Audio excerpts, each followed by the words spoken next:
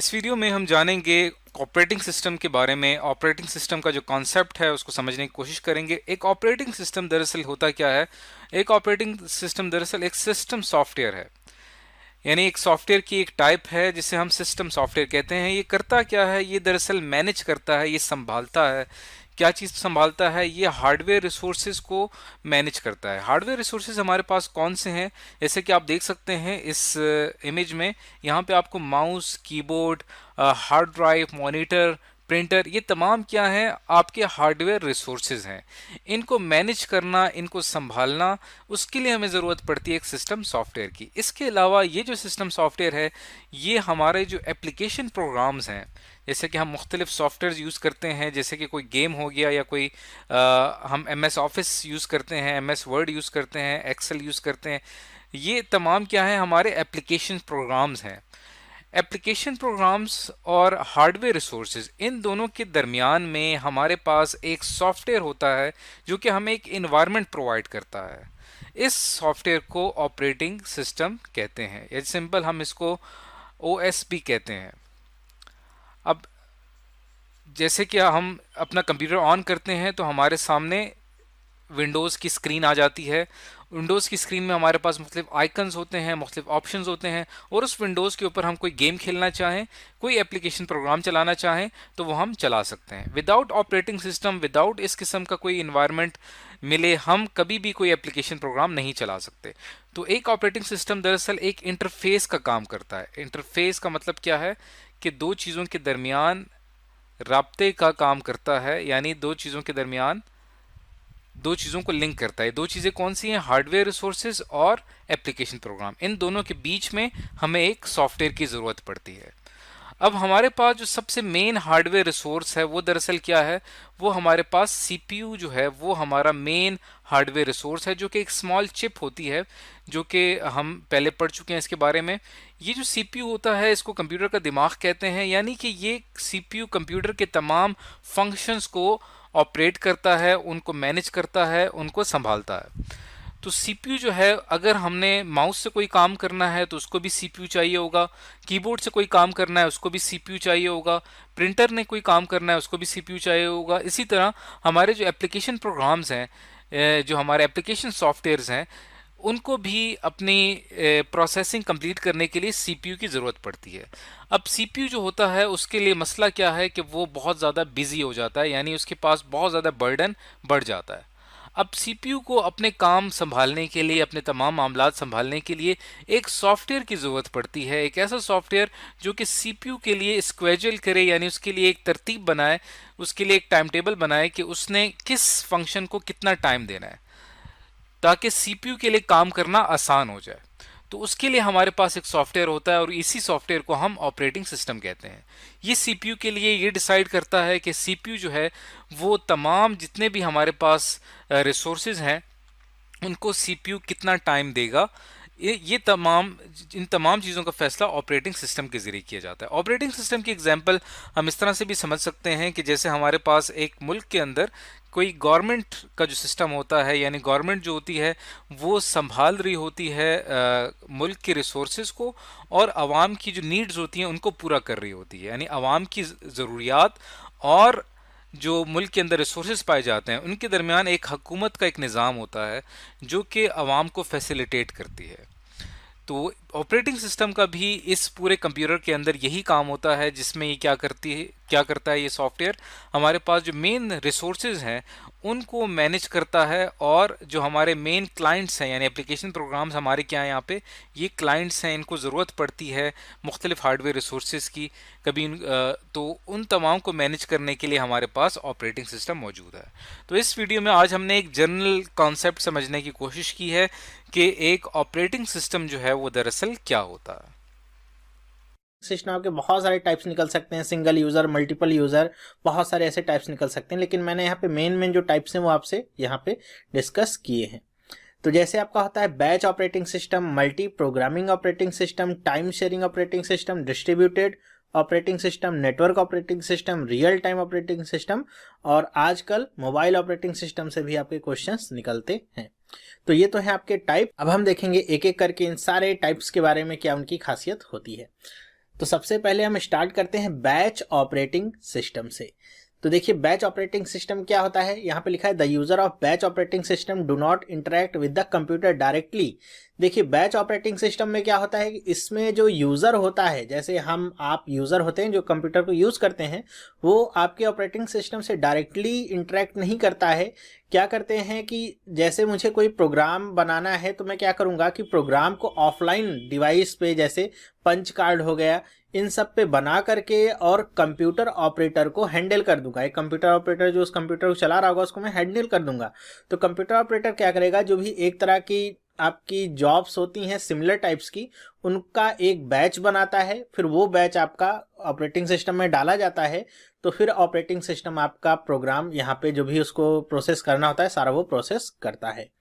तो यहाँ पे सबसे बड़ी खासियत इसकी तो ये थी कि यहाँ पे यूज़र से आपका कोई भी इंटरेक्शन होता ही नहीं था ऑपरेटिंग सिस्टम का। यही सबसे इसकी बुरी बात थी कि अगर आप अपने ऑपरेटिंग सिस्टम से इंटरेक्ट नहीं कर सकते हैं, केवल आप प्रोग्राम बना के ऑफलाइन मोड में पंच कार्ड में जाके दे देते थे और उसके बाद जो ऑपरेटर होता था वो उसको लगा देता था जॉब में। उसके बाद कंप्यूटर का ही सारा काम होता था, वो एक एक जॉब को लेता था, एक एक बैच को लेता था और उसके बाद फिर सबको पूरा कंप्लीट करके ही फिर वो आगे बढ़ता था।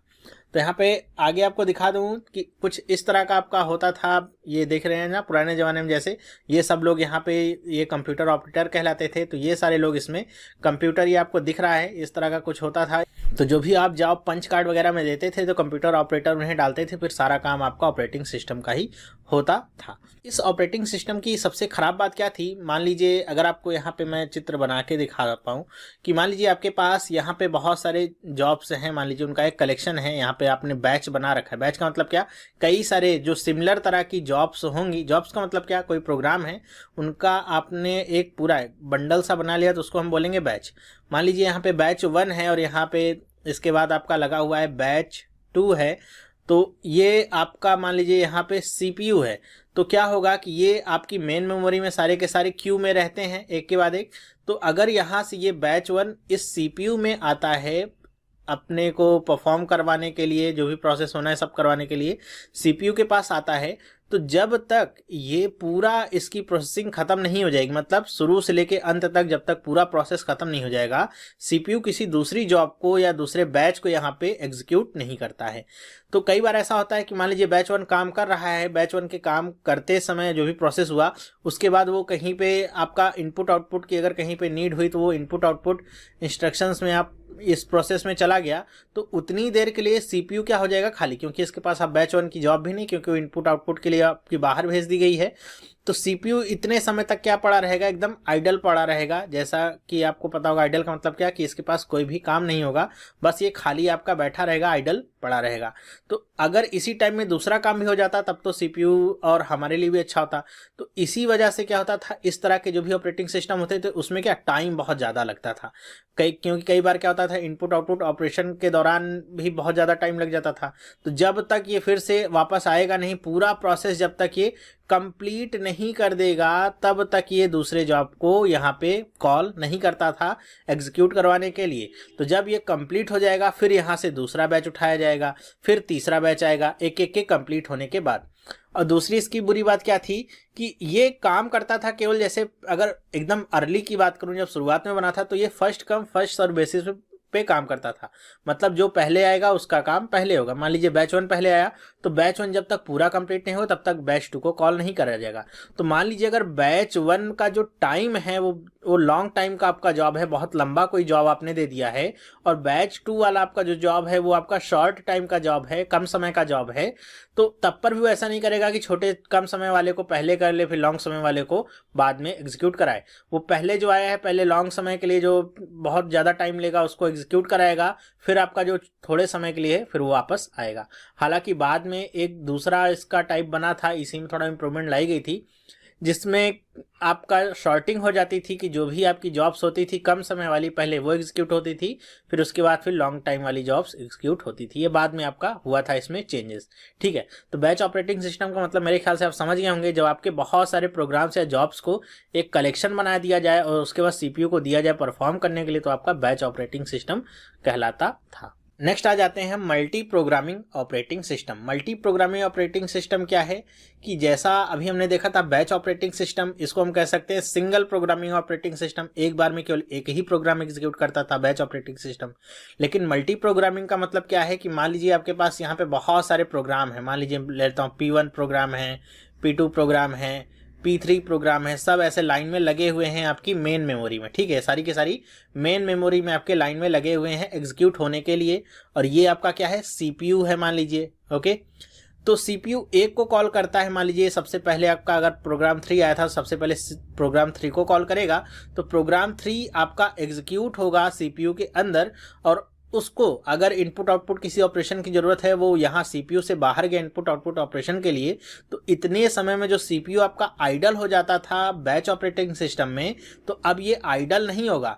जितनी देर खाली है उतनी देर में फिर ये आपको P2 को बुला लेगा एग्जीक्यूट कराने के लिए। तो अब यहाँ पे P2 एग्जीक्यूट करने लगेगा और वैसा ही यहाँ पे काम चलता रहता था। तो इसीलिए इसको क्या कहते हैं, मल्टी प्रोग्रामिंग ऑपरेटिंग सिस्टम, कि यहाँ पे एक बार में केवल एक प्रोग्राम नहीं, एक साथ कई सारे प्रोग्राम यहाँ पे परफॉर्म होते थे। तो इस आपके ऑपरेटिंग सिस्टम की आने की वजह से क्या हुआ था कि जो टाइम था वो कम लगने लगा था, और जो सीपीयू की यूटिलाइजेशन थी, कह लीजिए कि कितना ज़्यादा से ज़्यादा उसे आप यूटिलाइज कर सकते थे, मैक्सिमाइज कर सकते थे उसकी यूटिलाइजेशन को, वो बहुत ज़्यादा इंप्रूव हो गई थी। अगर यहाँ पे सीपीयू आपका आइडल पड़ा रहता तो क्या काम था, सीपीयू का कोई काम नहीं था, इतनी देर में भी मल्टी प्रोग्रामिंग वाले में हम दूसरा प्रोग्राम एग्जीक्यूट करा सकते थे। तो यहाँ पे क्या होता था कि सीपीयू कभी भी फ्री नहीं होता था, तो उसको हम अधिक से अधिक उपयोग कर पाते थे मल्टी प्रोग्रामिंग ऑपरेटिंग सिस्टम में। मेरे ख्याल से आपको समझ में आया होगा। नेक्स्ट बात करते हैं time sharing operating system. Time sharing, जैसा कि आपको नाम से समझ में आ रहा होगा कि यहाँ पे जो समय है वो साझा किया जाता था। कि टाइम शेयरिंग जो भी टेक्निक्स होती थी उसमें क्या होता था कि बहुत सारे लोग आपके अलग अलग जगह से आपके ऑपरेटिंग सिस्टम के साथ कनेक्ट हो सकते थे। मान लीजिए आपके, मैं कॉलेज की बात कर लूँ कि आपका कोई कॉलेज है, तो वहाँ पे बहुत सारे टर्मिनल्स होंगे, अलग अलग कंप्यूटर्स लगे होंगे, और सारे के सारे कंप्यूटर्स किसी एक आपके टाइम शेयरिंग ऑपरेटिंग सिस्टम से कनेक्टेड होते हैं। तो वहाँ पे क्या होता है कि सारे लोग एक साथ अपने काम करते हैं और सारे लोगों का काम भी होता रहता है। ऐसा नहीं होता है किसी को वेट करना पड़ता है किसी भी काम के लिए। ऐसा होता क्यों है, क्योंकि यहाँ पे जो सीपीयू होता है, मान लीजिए आपका सीपीयू है, वो सीपीयू जितने भी आपके टर्मिनल यहाँ पे कनेक्टेड होते हैं, मान लीजिए प्रोग्राम 1 है, ये प्रोग्राम 2 है, ये प्रोग्राम 3 है, ये सब को कुछ ना कुछ थोड़ा ना थोड़ा टाइम यहाँ पे डिवाइड करके रखता है और सब में ये स्विच होता रहता है।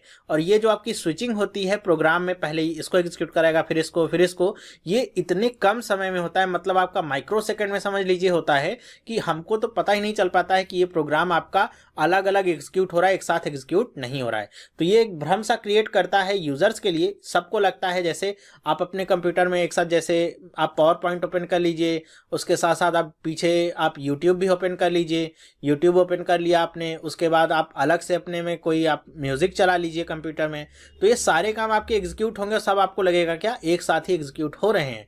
लेकिन यहाँ पे क्या होता है, मल्टीटास्किंग का कॉन्सेप्ट लिया गया है। टाइम शेयरिंग में आपकी मल्टीटास्किंग आती है। मल्टीटास्किंग का मतलब क्या, कि कई सारे आपके टास्क परफॉर्म होते हैं, लेकिन आपका जो टास्क होता है वो ऐसा होता है कि पहले आपका पावर पॉइंट का काम हो रहा होगा, थोड़े समय बाद यूट्यूब का, फिर आपका किस में आ जाएगा, फिर से वो म्यूजिक चलाने लगेगा, और ये सब इतना तेजी से स्विच होता है कि हमको लगता है सब कुछ एक साथ ही चल रहा है, कुछ भी अलग अलग से चल नहीं रहा है। ठीक है, तो ये होता है आपका टाइम शेयरिंग ऑपरेटिंग सिस्टम। जैसा कि आपको मैं चित्र में भी दिखा दूं, जैसे आपका ये सीपीयू है, यहाँ पे बहुत सारी यूजर्स इससे कनेक्टेड हैं, तो सब लोग काम करेंगे और सीपीयू देखिए सब को क्या करेगा, ये टाइम डिसाइड करके रखेगा। अभी ये यूजर 5 के पास है, तो यूजर 5 ने अगर कुछ कहा है तो यूजर 5 के पास है, फिर ये आपका स्विच होकर इधर आ जाएगा, फिर इधर आ जाएगा, फिर इधर आ जाएगा, इधर आ जाएगा, मतलब सबको ये टाइम अपना देगा और किसी को पता भी नहीं चलेगा कि ये आपका सीपीयू ऐसा स्विच होता जा रहा है। तो यही होता है आपका क्या, टाइम शेयरिंग ऑपरेटिंग सिस्टम। हालांकि इसकी कुछ कमियां भी होती हैं। इसकी कमियां देखिए क्या क्या होती हैं, कि एक तो इसमें रिलायबिलिटी की प्रॉब्लम होती है। टाइम शेयरिंग में रिलायबिलिटी की प्रॉब्लम हो सकती है, क्योंकि आपका सारा प्रोग्राम जो होता है सब टाइम शेयरिंग के ऊपर डिपेंड करता है, और कहीं भी अगर डिले हो जाएगा तो आपका सिस्टम रिलायबल नहीं रह जाता है। दूसरी बात आती है कि question of security and integrity of user program and data, क्योंकि यहाँ पे सारे लोग एक ही आपके सीपीयू से कनेक्टेड होते हैं, तो सिक्योरिटी की प्रॉब्लम भी फेस करनी पड़ती है। फिर क्या है, प्रॉब्लम ऑफ डेटा कम्युनिकेशन, आपके डेटा कम्युनिकेशन की प्रॉब्लम भी इसमें टाइम शेयरिंग में फेस करनी पड़ती है, क्योंकि यहाँ पे सारी चीज़ क्या होती है, टाइम के अकॉर्डिंग ही हो रही होती है कि सबको थोड़ा थोड़ा अमाउंट टाइम यहाँ पे दिया गया है, कितने समय बाद सबके पास ये आपका सीपीयू पहुंचेगा। तो अगर बहुत ज़्यादा हर एक यूज़र बहुत ज़्यादा तेज़ी के साथ काम करेगा तो सीपीयू के लिए डेटा कम्युनिकेशन करने में थोड़ी प्रॉब्लम हो सकती है। नेक्स्ट बात करते हैं हम डिस्ट्रीब्यूटेड ऑपरेटिंग सिस्टम। ये क्या होता है डिस्ट्रीब्यूटेड ऑपरेटिंग सिस्टम? देखिए यहाँ पे लिखा है distributed operating system use multiple central processors to serve multiple real time application and multiple users. Data processing job are distributed among the processors accordingly. मतलब क्या कि जो भी डिस्ट्रीब्यूटेड ऑपरेटिंग सिस्टम होते हैं, जो बने होते हैं, उसमें मल्टीपल प्रोसेसर्स, सेंट्रल प्रोसेसर मतलब कई सारे सेंट्रल प्रोसेसर्स होते हैं, और वो आपके केवल एक जगह पे नहीं होते हैं, कई सारी लोकेशंस पे आपके वो अलग अलग आपके होते हैं, जिससे आपके अलग अलग तरह के यूजर्स उसको एक्सेस कर पाते हैं। तो इसमें जो डेटा प्रोसेसिंग की जॉब होती है वो आपकी ऐसे इंडिपेंडेंटली आपकी परफॉर्म होती है। ऐसा नहीं है कि आपका किसी एक जगह सेंट्रली कहीं परफॉर्म होगी, वो आपकी डिस्ट्रीब्यूट कर दी जाती है अलग अलग प्रोसेसर्स में जैसी जिसकी नीड होती है। तो इस तरह का काम होता है आपका डिस्ट्रीब्यूटेड ऑपरेटिंग सिस्टम में। और यहाँ पे जितने भी आपके सिस्टम्स होते हैं वो सारे के सारे, जैसे यहाँ पे बताया गया है कि हाई स्पीड बसेज या टेलीफोन लाइन्स, जो जैसा हम कहते हैं लैन जिसको हम कहते हैं लोकल एरिया नेटवर्क, उसके द्वारा सारे के सारे जो सिस्टम्स होते हैं वो कनेक्टेड होते हैं, जिससे कम्युनिकेशन पॉसिबल हो पाता है। तो यहाँ पे जैसे आपको मैं चित्र दिखा दूं, ये आपका आर्किटेक्चर है डिस्ट्रीब्यूटेड ओएस का, कि यहाँ पे ये देखिए ये आपका अलग सिस्टम है, ये अलग सिस्टम है, ये अलग सिस्टम है, ये सारे आपके अलग सिस्टम है, और ये सारे के सारे एक कम्युनिकेशन नेटवर्क के द्वारा जुड़े हुए हैं। तो यहाँ पे कोई भी आपका डेटा का शेयरिंग नहीं होगी। मतलब ऐसा नहीं कि इसके कंप्यूटर के डेटा की शेयरिंग इसके साथ हो रही है, ऐसा नहीं है, बल्कि एक नेटवर्क के जरिए एक दूसरे के साथ जुड़े हुए हैं। कोई भी आपका अगर टास्क परफॉर्म करना है तो वो आप इन सब में से किसी में भी आप परफॉर्म करा सकते हैं। ये आपके ऑपरेटिंग सिस्टम के ऊपर डिपेंड करता है कि वो आपका कहाँ पे परफॉर्म कराता है। मतलब कुल मिला के इस सिस्टम का प्रयोग किया जाता है आपके टास्क के परफॉर्मेंस को इम्प्रूव करने के लिए, कि जल्दी से जल्दी आप कितनी कैलकुलेशन कर सकते हैं। इसकी आपकी कुछ खासियतें होती हैं। जैसा पहला क्या है कि विथ रिसोर्स शेयरिंग फैसिलिटी या user at one site may be able to use resources available at the another site. मतलब एक साइट पे जो आपके रिसोर्सेज उपलब्ध हैं उसको दूसरे साइट का यूजर भी यूज कर सकता है। किसकी हेल्प से? लाइन की हेल्प से, जो भी आपका कम्युनिकेशन लाइन है उसकी हेल्प से।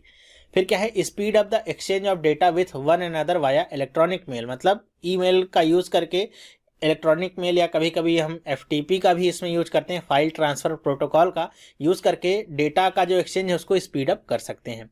फिर कह रहे हैं कि if one site fails in distributed system the remaining site can potentially continue operating. मतलब जैसे आपको फिर से अगर मैं चित्र दिखाऊं कि अगर मान लीजिए इसमें से एक कंप्यूटर ये आपका काम करना बंद कर देता है तो उसकी वजह से आपकी ये पूरी लाइन डिस्टर्ब नहीं होती है। अगर इस साइट ने काम करना बंद कर दिया, इस CPU ने काम करना बंद कर दिया, तो ऐसा नहीं है कि ये सारे बंद हो जाएंगे, सारे चारों अपने तो काम करते रहेंगे, एक और फेल हो जाएगा तो तीन अपना काम करते रहेंगे। तो ये होती है इसकी खासियत। ठीक है, डिस्ट्रीब्यूटेड ऑपरेटिंग सिस्टम की क्या होती है, खासियत होती है। तो मेरे ख्याल से आपको ये समझ में आया होगा डिस्ट्रीब्यूटेड ऑपरेटिंग सिस्टम क्या होता है, कैसे काम करता है। आगे हम देखते हैं network operating system. Network operating system runs on a server and provide the server the capability to manage data, user groups, security, applications and other networking functions. मतलब कि ये कहाँ पे रन होता है, आपका सर्वर पे एक रन होता है। कोई भी आपका समझ लीजिए कोई कंप्यूटर है, वहाँ पे ये रन होगा, और सर्वर को ही सारी सुविधा उपलब्ध कराता है कि जो भी वहाँ का डेटा है, यूजर्स हैं, ग्रुप है, सिक्योरिटी, सबको वो मैनेज करे, कोऑर्डिनेट करे। कह रहे हैं कि the primary purpose of network operating system is to allow shared file and printer access among multiple computers in a network, typically a local area network, a private network to other networks. कहने की जो primary purpose है network operating system का, ये है कि ये allow करता है फाइल शेयरिंग को, जो कि आपके किसी और आपके सिस्टम पे मौजूद है, या फिर जो प्रिंटर की एक्सेस है। मतलब आपका एक ही प्रिंटर आपके पास मौजूद हो, जैसे कॉलेजेस में होता है एक प्रिंटर मौजूद होगा, लेकिन उससे आपके सारे के सारे जो भी आपके लैब के कंप्यूटर्स हैं जुड़े होंगे। आप कहीं से भी कमांड देंगे तो वो उसी प्रिंटर के पास जाएगी कमांड और वहां से आप कोई भी प्रिंट आउट ले सकते हैं। ठीक है, तो ये होता है आपका नेटवर्क ऑपरेटिंग सिस्टम। ये भी आपका अगर देखें आप तो यहाँ पे आप कंफ्यूज भी हो सकते हैं डिस्ट्रीब्यूटेड और नेटवर्क ऑपरेटिंग सिस्टम में, क्योंकि आर्किटेक्चर वाइज दोनों सेम होते हैं, दोनों ही आपके लैन से जुड़े हुए होते हैं या किसी भी आपकी हाई स्पीड बस से जुड़े होते हैं वहाँ पे सिस्टम्स। इसका भी आप आर्किटेक्चर देखिए तो वही सेम होता है कि इसमें भी आपका एक क्या होता है, आपका एक सेंट्रल प्रोसेसर होगा जिससे सारे के सारे आपके कंप्यूटर्स ये क्या होते हैं, जुड़े हुए होते हैं। इसमें बस डिफरेंस इतना सा होता है कि जो भी आपके नेटवर्क ऑपरेटिंग सिस्टम्स में आपके जो कंप्यूटर्स होते हैं उनको ये पता होता है कि यहाँ पे आपके कितने आपके मल्टीप्लिसिटी है कंप्यूटर्स की, लेकिन आपके डिस्ट्रीब्यूटेड में ये पता नहीं होता है कि मल्टीप्लिसिटी कितनी है कंप्यूटर्स की, तो वो नंबर उनको पता नहीं होता है। और दूसरी बात ये होती है कि यहाँ पे आपको कोई भी काम एक्सेस करना है तो सब कुछ आपका सर्वर पे डिपेंडेंट होगा, मतलब मेन सर्वर के थ्रू आपका सारा काम मैन्युअली आपका होता है। किसी को एक्सेस अलाउ करनी है तो सारा काम आपका सर्वर से, ये जो आपका बीच का सिस्टम है इससे होता है। और दूसरी बात क्या कि यहाँ पे अगर आपके इस सर्वर के किसी भी हार्डवेयर में प्रॉब्लम आती है तो इससे आपके सारे के सारे सिस्टम क्या होंगे, अफेक्टेड आपके होते हैं, जबकि डिस्ट्रीब्यूटेड में ऐसा नहीं होता था। तो ये सब इसकी कुछ है इनके बीच में अंतर जिनको आप याद रखिएगा। तो आपके एग्जांपल्स क्या हो सकते हैं, जैसे Windows server 2013, Windows Microsoft Windows server 2008, Unix, Linux, Mac OS, ये सब इसके क्या हैं, एग्जांपल्स हो सकते हैं। खासियत क्या क्या होती है कि centralize servers are highly stable, कि यहाँ पे जो सेंट्रलाइज सर्वर्स होते हैं बहुत ज़्यादा स्टेबल होते हैं। सिक्योरिटी इस सर्वर मैनेज, मतलब जो भी सिक्योरिटी होती है सब सर्वर के द्वारा मैनेज होती है, तो काफ़ी सिक्योर सिस्टम्स होते हैं। Upgrade to new technology and hardware can be easily integrated into the system, क्योंकि सारी की सारी जो टेक्नोलॉजी होती हैं, जो भी आपके सॉफ्टवेयर अपग्रेड होते हैं सारे के सारे सर्वर डिपेंडेंट होते हैं। आप सर्वर पे सारी चीज़ें आप अपग्रेड करेंगे तो और सारे सिस्टम्स में वो अपने आप ही हो जाता है। तो ये सब इसकी क्या होती हैं, खासियत होती हैं नेटवर्क ऑपरेटिंग सिस्टम की। नेक्स्ट हम बात करते हैं रियल टाइम ऑपरेटिंग सिस्टम। ये काफ़ी इंटरेस्टिंग है कि रियल टाइम ऑपरेटिंग सिस्टम का मतलब क्या होता है कि यहाँ पे लिखा हुआ है रियल टाइम ऑपरेटिंग सिस्टम, या कभी कभी RTOS कहते हैं इसे, is an operating system intended to serve real-time applications which process data as it comes in typically without buffering delay। ये आपका इंपॉर्टेंट टर्म है कि यहाँ पे जो भी आप प्रोसेस को लाएंगे या जो भी डेटा को लाएंगे ऑपरेटिंग सिस्टम के अंदर, किसी भी एप्लीकेशन को लाएंगे उसको परफॉर्म कराने के लिए, उसे एग्जीक्यूट कराने के लिए, तो वहाँ पे आपका कोई भी डिले नहीं होता है, बफरिंग डिले इसमें पॉसिबल नहीं होता है। मतलब इसमें जो डेडलाइन होती है काम के ख़त्म होने की वो एकदम फिक्स होती है, उसमें किसी भी तरह का डिले बर्दाश्त नहीं किया जाता है। तो इस तरह के जो सिस्टम्स होते हैं must have well defined fixed time constraints otherwise the system will fail, कि अगर यहाँ आपने सिस्टम को वेल डिफाइंड नहीं रखा है, फिक्स्ड टाइम कंस्ट्रेंट नहीं रखा है, तो इस तरह का सिस्टम क्या हो जाता है, फेल हो जाता है। तो इन सब चीज़ों से बचाने के लिए आपको सिस्टम को एकदम वेल डिफाइंड रखना होगा और फिक्स्ड टाइम कंस्ट्रेंट रखना होगा। यहाँ पे सारा खेल केवल टाइम का ही होता है, टाइम एकदम स्ट्रिक्टली यहाँ बाउंडेड है, कितने टाइम में आपका टास्क खत्म होना है तो उसको उतने ही टाइम पे खत्म होना होगा, उसमें और किसी भी तरह की कोताही बरती नहीं जा सकती है।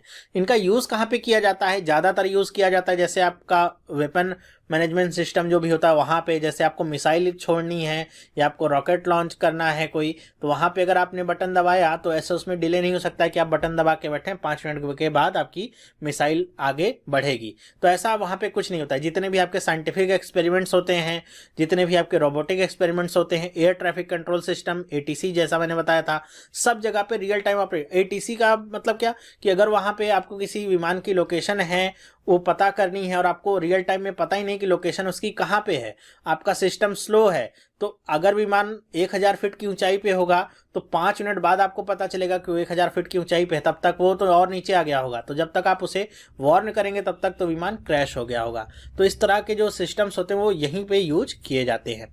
इसमें भी आपके 2 टाइप होते हैं, एक तो होता है आपका hard real time system, hard ही बोलते हैं, और इसको क्या बोलते हैं, soft real time system. Hard real time system का मतलब क्या कि एकदम पक्का है, इसमें कोई भी 0.001% का भी डिले यहाँ पे बर्दाश्त नहीं किया जाता है।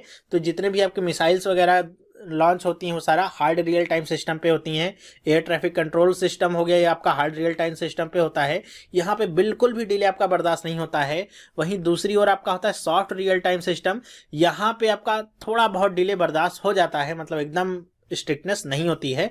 जैसे आपके बैंकिंग सेक्टर में आपके यूज़ होते हैं सिस्टम्स, जैसे आप कहीं आपने पैसा जमा किया, पैसा निकाला, तो जैसे आपने पैसा कहीं ट्रांसफ़र किया तो आपके अकाउंट से पैसा गया, दूसरे अकाउंट में पैसा पहुंचा, तो इसके बीच में थोड़ा सा आपका डिले हो सकता है। ऐसा नहीं हो सकता कि जैसे ही आपने डाला वैसे ही पैसा पहुंच गया हो, ठीक है। तो यहाँ पे थोड़ा सा डिले आपको बर्दाश्त करना पड़ेगा सॉफ्ट रियल टाइम सिस्टम में। मेरे ख्याल से आपको ये समझ